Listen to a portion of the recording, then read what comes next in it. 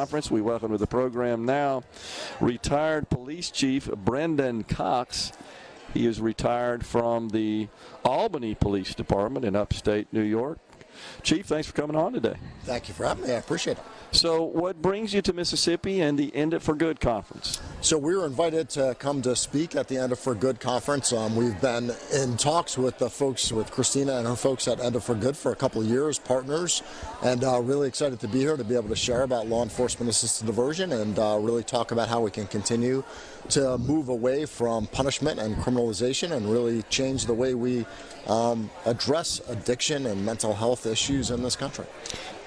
Are the attitudes changing, Chief, with respect to that? It seems like we hear, certainly around in this area, a lot of law enforcement folks feel like, we just got to lock these people up. That's really the only viable option, and don't seem to be, at least at this point, too open to as you called, diversions, I guess I should say, in the approach to this. What do you think? Is it changing somewhat? So I think the attitudes are changing, but I think they're only going to change if we continue to educate and talk through what the real issues are. Okay. I think if we continue to just only provide the tool of enforcement and only provide the tool of jail, then they aren't going to change. But if we don't actually educate officers and we don't actually give other options and explain that arresting people has not worked, and that putting people in jail has not only not solved the individual issue for that person, but it's actually exacerbated trauma and harm to that person and to their family,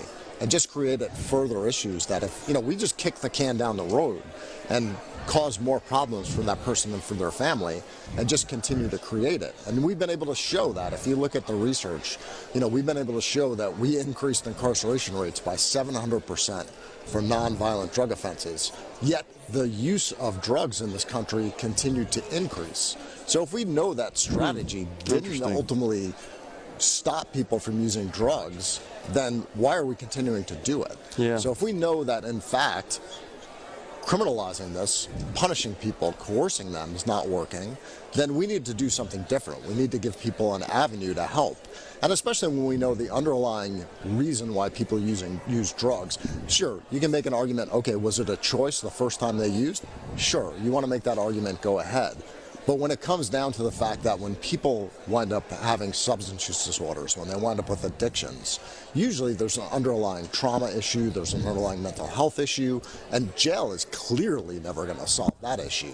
So we really need to get that person connected to services. We really need to get that person connected to somebody who can start to unravel that ball of yarn and figure out what's going on in this person's life. How can we figure out what that is and how we get them the help they need, so that way we can have a long-term solution and not just this Band-Aid of, okay, we took care of the problem for 30 days while we put them in jail. And by the way, of course, Band-Aid of putting them in jail when there's drugs that are available in jail and all kind of other issues that happen in jail. So the fact of the matter is that has not been a solution.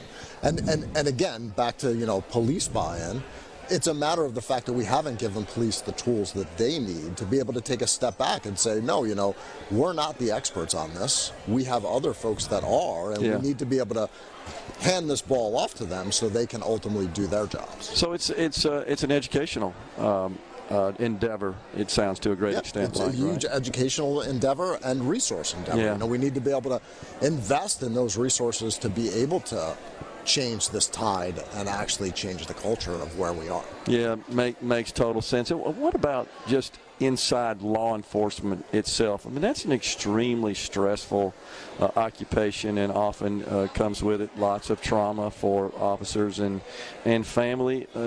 There are substance abuse problems there too. There's huge substance use issues in law enforcement. Every walk of life there is, but just to your point, policing is a stressful environment, and there is a lot of PTSD, there's a lot of trauma that happens, and like a lot of other folks, we turn to what is the way we can numb that trauma. Yeah. And of course, we don't talk about the trauma, and because we don't talk about that trauma, that leads to both substance use issues and other underlying mental health issues that, we see a huge issue with officers taking their own lives across the country. Makes total sense. So we need to be able to address those issues.